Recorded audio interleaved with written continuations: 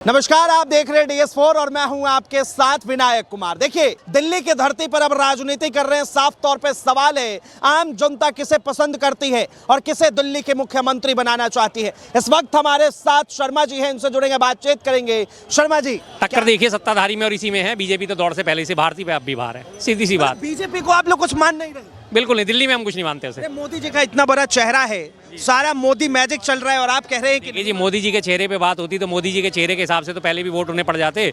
जहाँ जाए वो हारे हैं वो मोदी जी। आप सभी जानते हैं, पुरानी बातों को उठाने से क्या फायदा कि जीते हैं तो कैसे जीते हैं। कि दिल्ली की जनता जो है मोदी के चेहरे पे वोट नहीं डालेगी? नहीं, बिल्कुल नहीं डालेगी जी। पहले भी नहीं डाला। पिछली बार देख लीजिए आपने, पिछले 27 सालों से दिल्ली से बीजेपी बाहर है। पिछले 10 सालों से मोदी जी अवतरित हुए हैं राजनीति में। 2014 से मोदी जी के वोट चेहरे पे ही वोट डल रहा है लगातार। अगर मोदी जी के चेहरे को इतनी वेटेज मिलती तो इस बार बीजेपी 240 पे क्यों आती? 303 को पार करके वो तो 330 पे पहुंचती और बढ़ते, लेकिन वो तो उल्टा और 63 सीटें उनकी कम हुई मोदी जी के चेहरे की वजह से। आपको सबको मालूम है आज वो कैसे लंगड़ी सरकार चला रही है। एक तरफ नायडू जी खड़े, एक तरफ नीतीश जी खड़े हैं। अदरवाइज उनके पास कुछ नहीं है, आज बहुमत नहीं है, खाली सीएम चेहरे। कहा जा रहा है कि दिल्ली में तो कांग्रेस आने वाली नहीं है। कांग्रेस को इसलिए मजबूत किया जा रहा है ताकि बीजेपी को फायदा पहुंचे। नहीं, ये सिर्फ कहा जा रहा है। कहाँ कहा जा रहा है? मीडिया चैनल्स पे कहा जा रहा है, तमाम सोशल मीडिया पे कहा जा रहा है कि कांग्रेस दौड़ में नहीं है, कांग्रेस दौड़ में नहीं है। मैं भी कह रहा हूँ, अभी भी आपसे यहाँ से कहता हूँ, यहाँ की आप कवरेज खत्म करके सीलमपुर एक बार पहुंचिए, जरा जाके देखिए वहाँ की भीड़ कितनी है। वहाँ पे जाके देखिए, कहते हैं तिल धरने की जगह नहीं बची वहाँ पे रैली स्थल पे। आपको पता चल जाएगा हकीकत क्या है, जमीनी हकीकत क्या है और हवाबाजी की हकीकत क्या है। देखिए, हाँ, अमित शाह को जो है अरविंद केजरीवाल ने बिल्कुल चैलेंज कर दिया है, खुला चैलेंज। कह रहे कि अगर अमित शाह दिल्ली के जितने भी जुगिया हैं उसको पक्का कर देते तो मैं चुनाव नहीं लड़ूंगा। वो कभी नहीं करेंगे। पहले कब करा उन्होंने? अच्छा। जहाँ झुग्गी, जहाँ वहाँ मकान का वादा करा था, कितनी झुग्गियाँ दी हैं। अब 10 साल में जाके उन्हें होश आया, जो अभी अशोक विहार में आचार संहिता लगने से पहले, डेट के इलेक्शन के घोषित होने से पहले, तब जाके उन्होंने जो है 1675 फ्लैट दिए हैं। उसमें से अभी आपके पास देखना, जब बसावट होगी ना, उसमें आधे से ज़्यादा जो है, आधे से ज़्यादा तो फ्लैट जो है मंत्रियों संत्रियों के निकल जाएंगे। और जबकि सबसे बड़ी बात, दिल्ली में कितना कैसे मूर्ख बनाया जाता है दोनों सरकारों के द्वारा।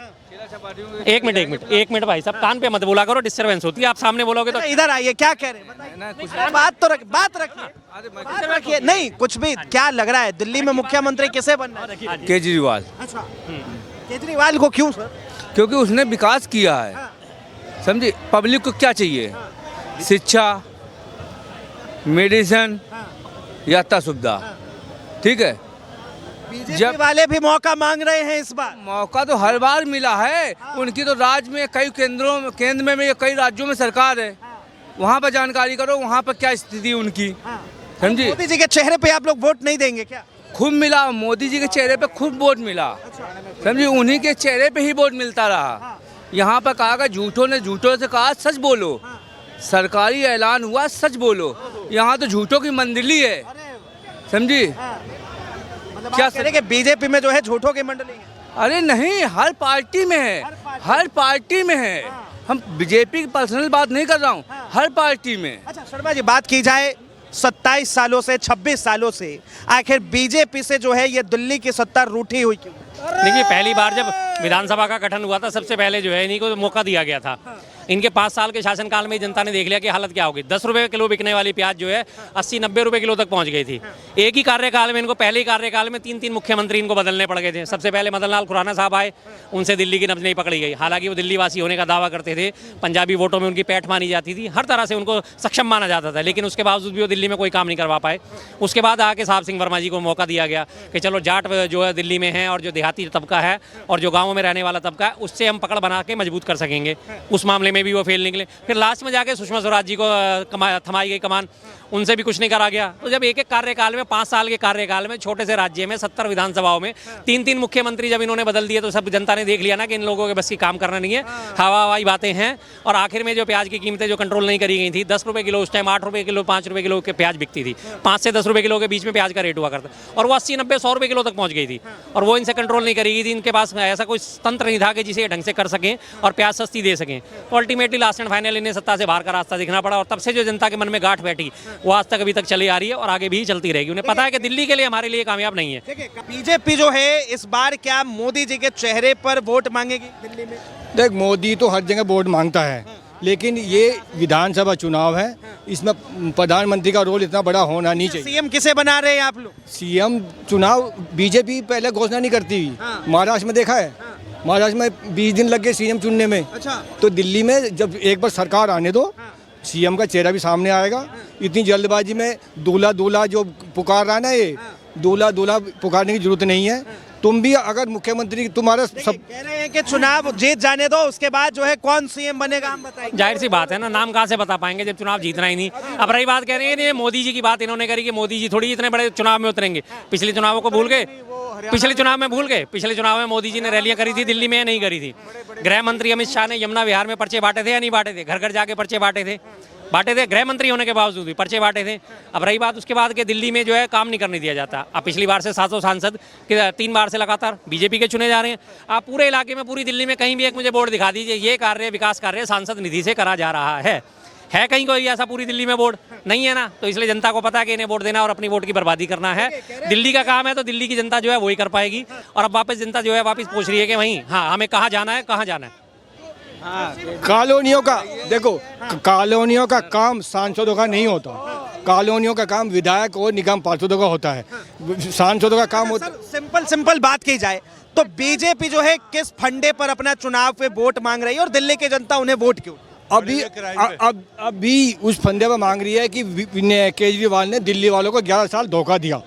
उसके जो ने तो खुला चैलेंज कर दिया, वो तो कह रहे हैं कि अगर मैंने काम किया तो मुझे वोट दो, नहीं किया तो मत दो। चैलेंज करेगा, जरूर करेगा, लेकिन उसका जो 2100 रुपया, वो जो 60 साल के बाद जो संजीवनी, ये बस सेवा फ्री, पानी फ्री, बिजली फ्री, ये जो चल रहा है ये उसको काम देगा, ये वोट देगा उसको। ये एनसीआरबी का डेटा है, क्राइम में यूपी नंबर 1 है और दिल्ली नंबर 2 है। इसके ऊपर बात क्यों नहीं होती? दिल्ली चुनाव में क्राइम का भी एक बहुत बड़ा मुद्दा है। बिल्कुल है जी। और क्राइम को कंट्रोल करने का जिम्मा किसका है ये तो बताइए। अगर जनता को नहीं पता तो मैं बता देता हूँ। दिल्ली पुलिस का क्या जिम्मा है दिल्ली में क्राइम कंट्रोल करने का, और दिल्ली पुलिस आती है एलजी साहब के अधीन। नहीं, क्राइम के मुद्दे पर आप भाग नहीं सकते। नहीं, जवाब को सरकार दिल्ली की सरकार जो है क्राइम के मुद्दे पे दिल्ली पुलिस को नहीं घेर सकती। अगर वो चाहे, दिल्ली सरकार का मुख्यमंत्री चाहे ना, एक कांस्टेबल को ट्रांसफर नहीं कर सकता वो इधर से उधर किसी भी कीमत पे, जितना मर्जी अगर वो जोर लगा ले। अगर ऊपर वाले अफसरों ने कह दिया कि नहीं हम इसका कांस्टेबल का ट्रांसफर नहीं करेंगे तो वो नहीं होगा। वो सिर्फ एक आपसी भाईचारे में अगर हो जाए तो अलग बात है, लेकिन लिखित में ऑन पेपर्स रिकमेंडेशन किसी भी किस्म से उनके पास कोई ताकत नहीं है कि वो एक कांस्टेबल का ट्रांसफर करा सके या एक कांस्टेबल को सस्पेंड करा सके। कि दिल्ली में अगर बीजेपी से कानून व्यवस्था नहीं संभाल रही है तो दिल्ली क्या संभालेंगे? क्यों नहीं संभालेंगे दिल्ली? क्यों नहीं संभालेंगे भाई? वो पूरे देश संभाल रहा है हिंदुस्तान की, वो बीजेपी सरकार। पूरा हिंदुस्तान क्या दिल्ली नहीं संभलेगी उनसे? अरे इसको कह तो रहे भाई साहब कि दूसरे नंबर पे है। ये यूपी को नंबर लेके आएगा दिल्ली में। पहले चुनाव दिल्ली की बात हो रही है। यूपी है, अगला दिल्ली है भाई, ज्यादा फर्क नहीं है। आने की बात है ना, यूपी को तो डबल इंजन की सरकार कहा जाता है ना बार बार। यूपी बहुत बढ़िया राज्य है, डबल इंजन की सरकार। आईटीओ पे जाइए, आईटीओ पे लगातार पूरे रोड पे आपको यूपी के होर्डिंग नजर आएंगे। यहाँ जरा सा बस अड्डे से आगे निकलिए, राइट हैंड पे देखिए यूपी के बोर्ड लगे हुए हैं, योगी जी का सुशासन, महाकुंभ और इन सब चीजों के बोर्ड लगे हुए। अरे भाई अगर उनको बीच में नहीं लाते तो फिर आप यहाँ बातें क्यों करते हो उनकी? यूपी में लगाओ ना बोर्ड, सारे होर्डिंग यूपी में लगाओ, यहाँ दिल्ली में क्यों लगाते हो? दिल्ली के लोगों को क्यों? अभी प्रधानमंत्री जो है फ्लैटों की चाबियां बांट रहे थे, कह रहे कि जहां झुक गए वही मकान, हम तो वादा पूरा। बिल्कुल 11 साल में इस चीज की याद आई। दिए कितने? 1675। वो 1675 में से थोड़े दिन बाद आप जाके एक बार सर्वे जरूर वहाँ पे करना उस फ्लैटों में कि कितने मकान आपको उसमें मंत्री संतरियों के मिल जाएंगे, बीजेपी के रिश्तेदारों के मिल जाएंगे, नेताओं के, पार्षदों के और इनके सबके मिल जाएंगे। और दूसरी चीज, दिल्ली में मात्र 1675 फ्लैट देके वो कह रहे हैं कि हमने दिल्ली डेवलप कर दी। आप जरा सा पीछे थोड़ी से जाएंगे ना, थोड़ी सी तुलना करिए आप। दिल्ली में कल्याणपुरी, त्रिलोकपुरी, खिचड़ीपुर, नंदनगरी, सुंदरनगरी, इंदरपुरी और सुल्तानपुरी, मंगोलपुरी, जितनी भी पुरिया बसी हुई है सब कांग्रेस की बसाई हुई है। और 25 गज के प्लॉट दिए गए थे और बाकायदा जड़ समेत दिए गए थे।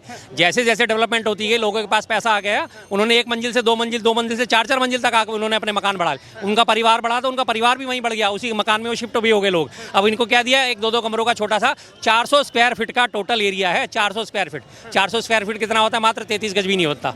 उसके बाद इसमें 2-2 कमरे फ्लैट दिए इनको। अब उस फ्लैटों की बात है कि 14-14 मंजिल के फ्लैट हैं। कल को वो लिफ्ट खराब हो जाएगी, उतरते रहो, चढ़ते रहो, उसके बाद कोई जवाब ही नहीं। अभी आज मैं वहाँ देख रहा था कालका जी जहाँ झुग्गी माँ मकान का एक वीडियो बड़ा सर्कुलेट हो रहा है।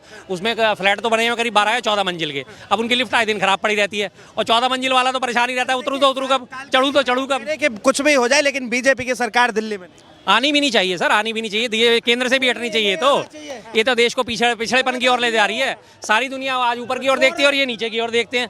हम देख रहे हैं हजारों किलोमीटर ऊपर की ओर, अंतरिक्ष की ओर, विज्ञान की ओर। ये देखते हैं गड़ा हुआ मंदिर कहाँ है, गड़ा हुआ शिवलिंग कहाँ मिलेगा। इस मस्जिद के नीचे मुझे सपना है, इसके नीचे शिवलिंग है, इसके नीचे शिवलिंग है। चाइना में खुदाई चल रही है तो 1000 टन सोना मिल रहा है। हमारे यहाँ खुदाई चल रही है तो पुराने पुराने कुएं निकल रहे हैं, उस कुएं को ऐसा महिमा मंडन किया जा रहा है। अरे अरे प्राचीन कुआं निकल गया। अरे भैया तुम यहाँ पूरी चांदनी चौक में हर घर में कुआं मिलेगा आपको, गारंटेड। क्यों उस टाइम नल तो होते नहीं थे, प्राचीन इलाका है, हर घर में कुआं मौजूद होता था। वक्त रहते लोगों ने जब देखा पाइपलाइनें आ गई हैं, सबने अपने अपने कुएं पाट दिए, सबने कुएं पाट दिए। सामने आपका ये अपना शिवालय है, गंगाधर राव जी का बनाया हुआ, ये गौरीशंकर मंदिर, इसमें भी अंदर कुआं था, उसे भी पाट दिया गया। अब इसे क्या मानोगे? जैसे जैसे जो है चुनाव का तारीख जैसे जैसे नजदीक आ रहा है वैसे वैसे माहौल पूरा बिल्कुल जी होना भी चाहिए, अच्छी बात है। इस बार अपने मैं कहता हूँ जनता अपने स्वयं विवेक से फैसला ले। बहुत बहुत धन्यवाद तमाम जानकारी के लिए। तो इस वक्त हमारे साथ शर्मा जी से थे, इन्होंने बातचीत की और जिस तरह से दिल्ली में तमाम मुद्दे हैं, तमाम सियासत है, तमाम राजनीति है, लगातार उन सब चीजों पर राजनीति हो रही है। इस चीज को लेकर आप क्या सोचते हैं, अपनी प्रतिक्रिया जरूर दें। फिलहाल के लिए इतना ही। ऐसा तमाम खबरों के लिए देखते रहें DS4 न्यूज।